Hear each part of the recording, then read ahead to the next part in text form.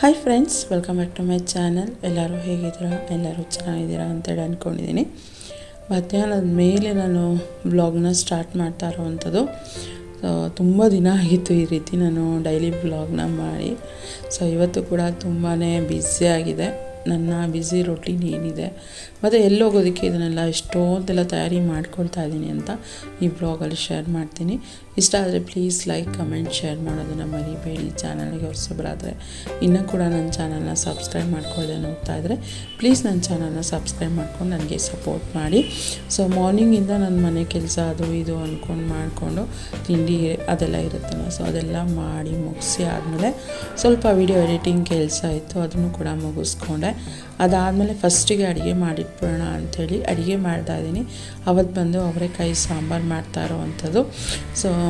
ಮಧ್ಯಾಹ್ನದ ಅಡುಗೆಗೆ ಅಂದರೆ ಮಧ್ಯಾಹ್ನದ ಊಟಕ್ಕೆ ಅವರೆಕಾಯಿ ಸಾರು ಮಾಡೋಣ ಅಂಥೇಳಿ ನಾನು ಅವರೆಕಾಯಿನ ಸಾರಿಗೆ ಪ್ರಿಪ್ರೇಷನ್ ಮಾಡ್ಕೊಳ್ತಾ ಇದ್ದೀನಿ. ಅವತ್ತಿನ ದಿನ ನನಗೆ ದೇವ್ರು ತೊಳೆಯೋದು ಕೂಡ ಇತ್ತು.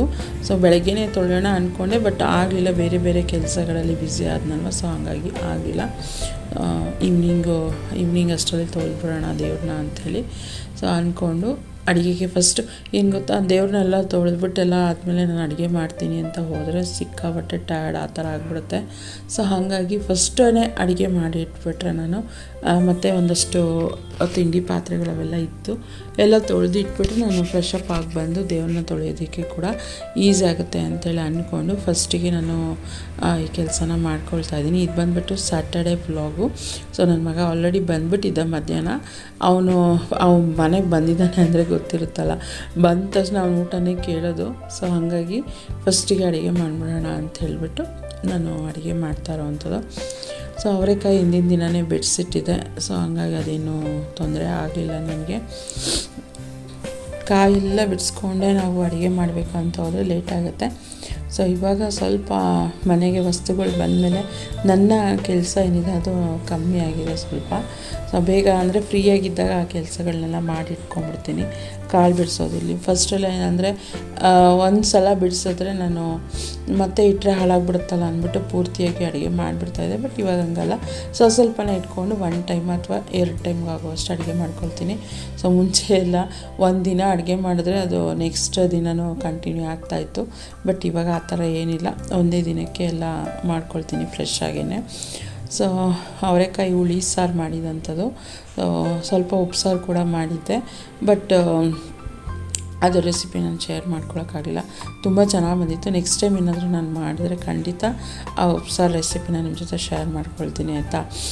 ಇದಿಷ್ಟು ಆದಮೇಲೆ ಎಲ್ಲ ಮನೆಯೆಲ್ಲ ಕ್ಲೀನ್ ಮಾಡಿಬಿಟ್ಟು ಅಡುಗೆ ಮನೆಯೆಲ್ಲ ಕ್ಲೀನ್ ಮಾಡಿ ಹೋಗಿ ಫ್ರೆಶ್ ಅಪ್ ಆಗಿ ಬಂದೆ.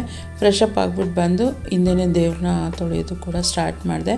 ನನ್ನ ಮಗ ಏನು ಅಂದರೆ ಅವತ್ತು ಊಟ ತಿಂದ್ಬಿಟ್ಟು ಹೋಗಿ ಮಲ್ಕೊಂಬಿಟ್ಟ. ನಾನು ಅದನ್ನೇ ಹೇಳಿದೆ ಅವನಿಗೆ, ಫಸ್ಟು ನೀನು ಹೋಗಿ ಮಲ್ಕೊಂಬಿಡು, ನೀನಿದ್ದರೆ ಕೆಲಸನೇ ಮಾಡೋಕ್ಕೆ ಬಿಡಲ್ಲ ಅವನು. ನನಗೆ ಏನಾದರೂ ಒಂದು ಕಿತಾಪತಿ ಮಾಡ್ತಿರ್ತಾನೆ, ಇಲ್ಲ ಬೀಳಿಸ್ತಿರ್ತಾನೆ, ಇಲ್ಲ ಏನೋ ಒಂದು ಹೊಡೆದಾಗ್ತಾ ಇರ್ತಾನೆ, ಇಲ್ಲ ಏನೋ ಶಬ್ದ ಮಾಡ್ತಿರ್ತಾನೆ ತಬಲ ಬಾರಿಸ್ಕೊಂಡು. ಅವಾಗ ಒಂಥರ ಇರಿಟೇಷನ್ ಆಗ್ತಾ ಇರುತ್ತೆ. ಅದಕ್ಕೆ ನಾನು ಫಸ್ಟು ಹೋಗ್ಬಿಟ್ಟು ಸ್ಕೂಲ್ ಬಂದುಬಿಟ್ಟು ಫುಲ್ ಡೇ ಇದ್ದರೆ ನನಗೆ ಈಸಿ ಆಗುತ್ತೆ. ಬಟ್ ಅವತ್ತು ಆಫ್ ಡೇ ಇದ್ದಿದ್ದರಿಂದ ಅವನು ಹಿಂಗೆ ಏನಾದ್ರು ಕಿತಾಪತಿ ಮಾಡ್ತಿರ್ತೀಯಪ್ಪೋ, ನೀನು ಊಟ ತಿಂದ್ಬಿಟ್ಟು ಮಲ್ಕೊಂಬಿಡು, ನೆಕ್ಸ್ಟ್ ದಿನ ಏನು ಡ್ಯೂಟಿ ಇರಲಿಲ್ಲ ಅವನಿಗೆ. ಹಾಗಾಗಿ ಹಿಂಗೂ ಸಂಡೇ ಅಲ್ವಾ, ಆರಾಮಾಗಿ ಹೋಗಿ ಮಲ್ಕೊಂಬಿಡು ಅಂಥೇಳಿ ಮಲಗಿಸಿದ್ದೆ ಅವನ್ನ. ಹಂಗಾಗಿ ನಾನು ಆರಾಮಾಗಿ ಫ್ರೀಯಾಗಿ ಕೆಲಸ ಮಾಡ್ಕೊಂಡಿದ್ದಾಯಿತು.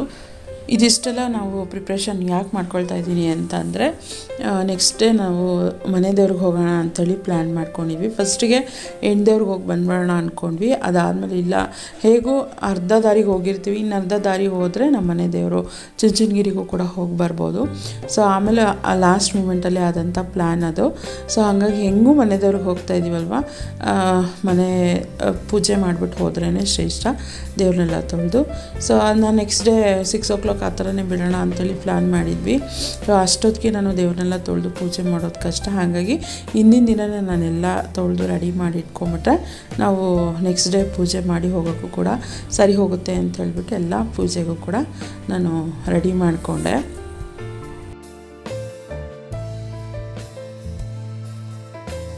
ಹಾಯ್ ಫ್ರೆಂಡ್ಸ್, ಬೆಳಗ್ಗೆಯಿಂದ ಸಿಕ್ಕಾಬಟ್ಟೆ ಬ್ಯುಸಿ ಅಂದರೆ ಬ್ಯುಸಿ ಇದೆ ಇವತ್ತು. ನಾಳೆ ಮನೆ ದೇವ್ರಿಗೆ ಹೋಗೋಣ ಅಂತ ಹೇಳ್ಬಿಟ್ಟು ಅಂದ್ಕೊಂಡಿದ್ವಿ, ಮುರುಘಟ್ಟಮ್ಮ ದೇವಸ್ಥಾನಕ್ಕೆ. ಹಾಗಾಗಿ ಬೆಳಗ್ಗೆಯಿಂದ ಒಂದಿದೆ ಒಂದು ಕೆಲಸ ಮಾಡ್ತಾನೇ ಇದ್ದೀನಿ. ಇವತ್ತೆಲ್ಲ ಸ್ವಲ್ಪ ಮನೆಯೆಲ್ಲ ಕ್ಲೀನ್ ಮಾಡಿಕೊಂಡು ಆಮೇಲೆ ಅಡುಗೆ ಮಾಡಿಕೊಂಡು ದೇವ್ರನ್ನೆಲ್ಲ ತೊಳೆದು ಎಲ್ಲ ರೆಡಿ ಮಾಡಿ ಇಟ್ಬಿಟ್ಟಿದ್ದೀನಿ. ನಾನು ಬೆಳಗ್ಗೆ ಎದ್ದು ನಾನೆಲ್ಲ ರೆಡಿ ಮಾಡಿಕೊಂಡು ಪೂಜೆ ಮಾಡಿ ಹೊರಡೋದು ಲೇಟ್ ಆಗುತ್ತಲ್ಲ. ಸೊ ಹಾಗಾಗಿ ಇವಾಗಲೇ ಎಲ್ಲ ದೇವ್ರನ್ನ ತೊಳೆದ್ಬಿಟ್ಟು ಎಲ್ಲ ರೆಡಿ ಮಾಡಿ ಇಟ್ಬಿಟ್ಟಿದ್ದೀನಿ. ನಾಳೆ ಬೆಳಗ್ಗೆ ಎದ್ಬಿಟ್ಟು ಹೂವು ಮುಡಿಸಿ ಪೂಜೆ ಮಾಡಿಬಿಟ್ಟು ಹೊರಡೋದು. ಆಮೇಲೆ ಮಡ್ಲಕ್ಕಿ ಸಾಮಾನು ತರೋದಕ್ಕೆ ಹೋಗೋಣ ಅಂಥೇಳಿ ಹೊರಟಿದ್ದೀವಿ. ನಾನು ನನ್ನ ಮಗ ಲಿಸ್ಟ್ ಬರಿ ಅಂದರೆ ನೋಡಿ ನನ್ನ ಮಗ ಹಿಂಗೆ ಬರ್ತೀವಲ್ಲ, ಪೂಜೆ ಸಾಮಾನಿಗೆ ಮತ್ತು ಮಡ್ಲಕ್ಕಿ ಸಾಮಾನು ಎರಡಕ್ಕೂ ಲಿಸ್ಟು ಬರ್ಕೊಂಡಿದ್ದೀನಿ. ಅಲ್ಲಿ ಹೋದ್ರೆ ಏನಾದ್ರು ಮರ್ತ್ಬಿಡ್ತೀನಿ. ಅಕಸ್ಮಾತ್ ಏನಾದ್ರು ಮರ್ತಿದ್ರು ನಾಳೆ ಬೆಳಗ್ಗೆ ತೊಗೋಬೋದು. ಎಲ್ಲರೂ ತೊಗೊಳೋದು ಕಷ್ಟ ಆಗುತ್ತೆ. ಸೊ ಹಾಗಾಗಿ ಎಲ್ಲ ಲಿಸ್ಟ್ ಬರೆದಿಟ್ಕೊಂಡು ಹೋಗ್ತಾ ಇದ್ದೀವಿ, ನಾನು ನನ್ನ ಮಗ ಇಬ್ಬರು. ಏಕೆಂದರೆ ಹಸ್ಬೆಂಡು ಇವತ್ತು ಫಸ್ಟ್ ಆಗಿರೋದ್ರಿಂದ ಮಂತ್ಲಿ ಮೀಟಿಂಗ್ ಇರುತ್ತೆ. ಅವ್ರು ಬರೋದು ಲೇಟ್ ಆಗುತ್ತೆ, 10:30 11 ಗಂಟೆ ಆಗಿಬಿಡುತ್ತೆ. ಅಲ್ಲಿವರೆಗೂ ನಾನು ತಂದ್ಬಿಡೋಣ ಅಂತೇಳಿ ಹೊರಟಿದ್ದೀವಿ. ಇಲ್ಲೇ ಮನೆ ಹತ್ರ ಅದು ಅಂಗಡಿಗೆ ಹೋಗ್ಬಿಟ್ಟು ದೇವ್ರಿಗೆ ಉಡ್ಸೋ ಸೀರೆ ತೊಗೊಂಡು ಮಡ್ಲಕ್ಕಿ ಸಾಮಾನು ಮತ್ತು ಪೂಜೆ ಸಾಮಾನೆಲ್ಲ ತೊಗೊಂಡು ಬರ್ತೀವಿ. ಟೈಮ್ ಆಗೋಯ್ತು. ನಾವು ಮಾಡ್ಕೊಂಡು ನಿಧಾನ ಅಂದ್ಕೊಂಡು ಲೇಟೇ ಆಗೋಗುತ್ತೆ. 8 ಹಾಗಾಗಿ ಹೋಗಿ ತೊಗೊಂಡ್ಬಂದ್ಬಿಡೋಣ. ಬನ್ನಿ ಬೇಗ ಹೋಗಿ ಬಂದರೆ ಎಲ್ಲ ಜೋಡಿಸಿಟ್ಕೊಳ್ತೀವಿ ನಾಳೆ ಬೆಳಿಗ್ಗೆ. ಬಾ ಹೊರಡೋಣ.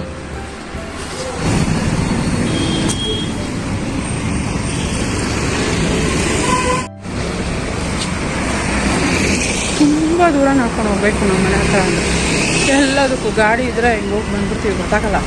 ನಡ್ಕೊಂಡು ಹೋಗೋದಂದರೆ ಸುಸ್ತಾಗುತ್ತೆ. ಅಲ್ಲಿಂದ ಫಸ್ಟು ಗ್ರಂಥಿಗೆ ಅಂಗಡಿಗೆ ಹೋದೆ. ಸೊ ನಮ್ಮ ಮನೆ ರೋಡ್ ಡೌನಲ್ಲೂ ಕೂಡ ಇದೆ ಗ್ರಂಥಿಗೆ ಅಂಗಡಿ. ಅದು ಸ್ವಲ್ಪ ಹತ್ರನೇ ಆಗುತ್ತೆ.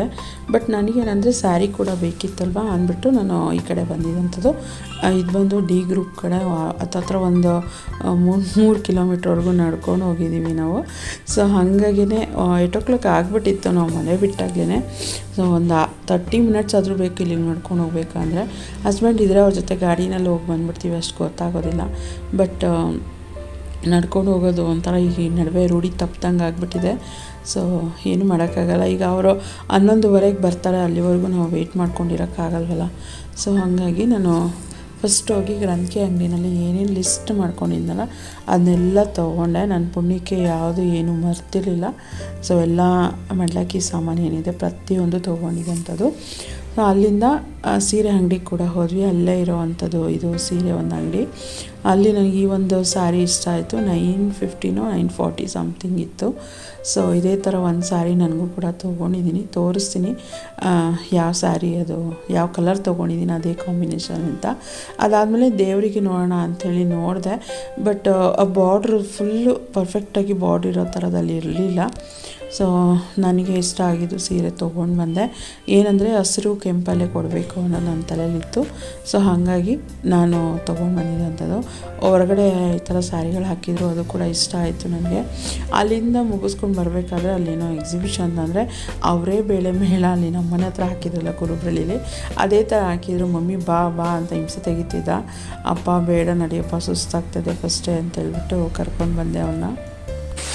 10:45 ಆಗ್ತದೆ. ಅಲ್ಲಿಂದ ಬಂದು ಸುಸ್ತಾಗಿ ಕುತ್ಕೊಂಡ್ಬಿಟ್ಟಿದ್ದೆ ನಾನು ನನ್ನ ಮಗ ಇದ್ದು. ಎಲ್ಲ ತೊಗೊಂಡ್ಬಂದಿದ್ದೀನಿ ಪೂಜೆ ಸಾಮಾನೆಲ್ಲ. 6 ಆಯಿತು. ಇವಾಗ ಬಂದರು ಹಸ್ಬೆಂಡು.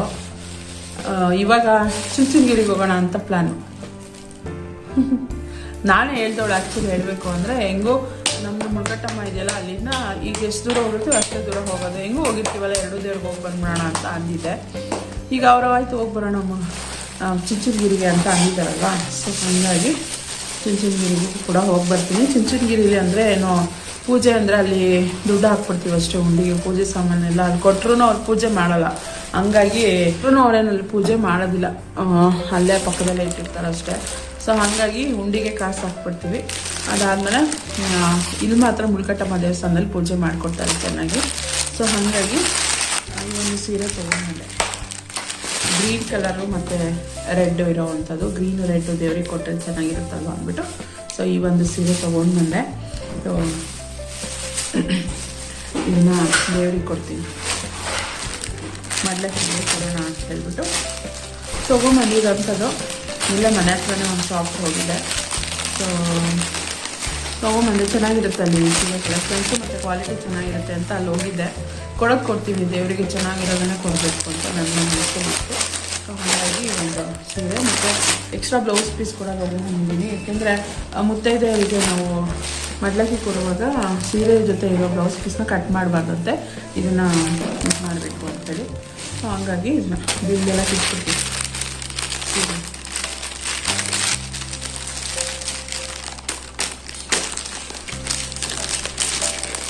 ಇದಿಷ್ಟು ತೊಗೊಂಬಂದೆ, ಇವಾಗೆಲ್ಲ ಜೋಡಿಸಿಟ್ಕೋಬೇಕು. ಇನ್ನೇನು ಮಡ್ಲಕ್ಕಿಗೆ ಮನೆಯಿಂದ ಅಕ್ಕಿ ತೊಗೊಳ್ಳೋದು. ಇವ್ರು ಇವಾಗ ಬಂದರು.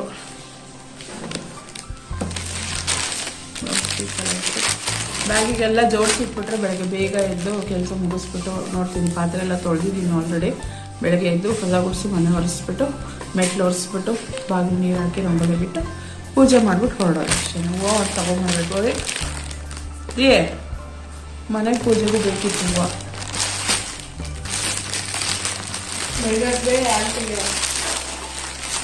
6:30 ಹೊರಡಬೇಕು ಅಂದ್ರೆ ಕಷ್ಟ. ನೋಡಿ ಹೆಂಗಾಗುತ್ತೆ ಬೆಳಗ್ಗೆಗೆ, ಅದನ್ನೆಲ್ಲ ಇದು ಮಾಡ್ತೀನಿ ಆಯಿತಾ. ಏನಿಲ್ಲ, ಪೂಜೆ ಸಾಮಾನು ಬಾಳೆಹಣ್ಣು, ಕೊಬ್ಬರಿ, ಬೆಲ್ಲ, ಆಮೇಲೆ ಅಕ್ಕಿ, ಎಲೆ, ಅಡಿಕೆ, ತೆಂಗಿನಕಾಯಿ, ಪೂಜೆ ಸಾಮಾನು ಕೂಡ ತೊಗೊಂಡಿದ್ದೀನಿ ಒಟ್ಟಿಗೆ. ಪೂಜೆ ಸಾಮಾನು ಆಗುತ್ತೆ ಮತ್ತು ಮಡ್ಲಕ್ಕಿ ಸಾಮಾನು ಆಗುತ್ತೆ ಅಂತ ಹೇಳ್ಬಿಟ್ಟು. ಬಾಳೆಹಣ್ಣು ಚೆನ್ನಾಗಿರೋ ಚಿಕ್ಕ ನೋಡ್ಬಿಟ್ಟು ತೊಗೊಂಡೆ. ಒಂದು ಮಡ್ಲಕ್ಕಿ ಕೊಡೋಕ್ಕೆ, ಒಂದು ಇದನ್ನು ಪೂಜೆ ಸಾಮಾನಿಗೆ ಕೊಡೋದಕ್ಕೆ, ಇನ್ನು ಅರಿಶಿನ, ಕುಂಕುಮ, ಎಲೆ, ಅಡಿಕೆ. ಇದು ನಾನು ಅಂದ್ಕೊಂಡಿದ್ದೆ ನಂದು ಫಸ್ಟು ಸ್ಯಾಲ್ರಿ ಬಂದಾಗ ದೇವರಿಗೆ ಎಷ್ಟು ಹುಳಿ ಹಾಕ್ತೀನಿ ಅಂತ ಹೇಳ್ಬಿಟ್ಟು. ಸೊ ಅದನ್ನೆಲ್ಲ ತೊಗೊಂಡು ಹೋಗ್ತೀನಿ. ಇವಾಗ ಎರಡೂ ಮನೆ ದೇವ್ರನ್ನ ನೋಡುವಂಥ ಸೌಭಾಗ್ಯ ಸಿಗ್ತಾಯಿದೆ ಒಟ್ಟಿಗೆ ಅಂತಂದರೆ ಖುಷಿ ಅಂತ. ಖುಷಿ ಅಲ್ಲೊಂದು ಇದು ಎತ್ಕೊಡು, ಒಂದು ಗಂಧದ ಕಡ್ಡಿ ಪ್ಯಾಕೆಟ್ ಎತ್ಕೊಡು ದೇವ್ರ ಮನೇಲಿ. ಫುಲ್ಲು ಪ್ಯಾಕೆಟೇ ಒಂದು ಗ್ರೀನ್ ಕಲರ್ ಎತ್ಕೊಡು. ಅಂದರೆ ಅದ್ರೊಳಗಡೆ ಒಂದು ಕವರ್ ಒಳಗಡೆ ಇರ್ತೀರೋ ಅದು ಫುಲ್ ಎತ್ಕೊಟ್ಕೊಡು. ಅದು ತೆಗೆದು ಬಿಟ್ಟು ಅದಲ್ಲ, ಇನ್ನೊಂದಿದೆ ನೋಡು, ಬಿಡು ಅದೇ ತೆಗಿ, ಯೂಸ್ ಮಾಡದೇ ಇರೋದೇ ತೆಗಿ. ಅದು ತೆಗೆದ್ಬಿಟ್ಟು ಒಂದು ಕವರ್ ಇರುತ್ತೆ ನೋಡು, ಅದು ಫುಲ್ ಎತ್ಕೊಡು. ಅಲ್ಲೆಲ್ಲ ಏನು ಗೊತ್ತಾ, ನೀಟಾಗಿ ಪೂಜೆ ಮಾಡಿಕೊಡ್ತಾರೆ ಉಳ್ಕಟ್ಟಮ್ಮ ದೇವಸ್ಥಾನದಲ್ಲಿ. ಅದಕ್ಕೆ ನನಗೆ ಇಷ್ಟ. ಸೊ ಅಲ್ಲೇನು ಗೊತ್ತಾ, ನಾವು ಕೊಟ್ಟಿರೋ ತಕ್ಕನಾಗಿ ಅಲ್ಲಿ ನೀಟಾಗಿ ಪೂಜೆ ಮಾಡಿಕೊಡ್ರೆ ಚೆನ್ನಾಗಿರುತ್ತಲ್ವ. ಇದೆಲ್ಲ ಮಾಡ್ಲಾಕಿ ನಾವು ದೇವ್ರ ಮುಂದೆ ಇಟ್ಬಿಟ್ಟು ಪೂಜೆ ಎಲ್ಲ ಮಾಡಿಕೊಡ್ತಾರೆ. ಸೊ ಹಾಗಾಗಿ ನಾನು